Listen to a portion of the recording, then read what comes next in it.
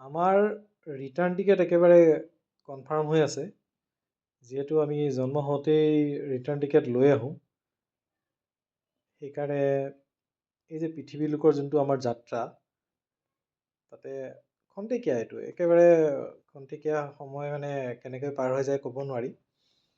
গতিকে এই যে এইটো মোৰ ঘৰ, মোৰ যিকোনো বস্তু আৰু এইবিলাক একচুৱেলি আমাৰ একোৱেই নাই আচলতে।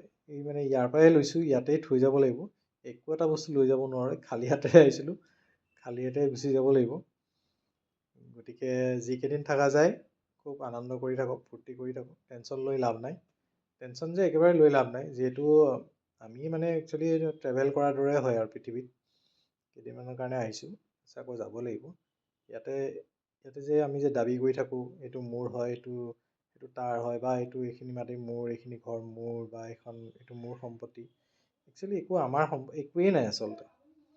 একো নিব নোৱাৰোঁ তাৰমানে, যিখিনি লৈছিলোঁ ইয়াতেই থৈ যাব লাগিব। গতিকে টেনশ্যন লৈ লাভ নাই, যিকেইদিন থকা যায় খুবচে ফূৰ্তি কৰক, আনন্দ কৰি থাকক, সেয়াই আৰু।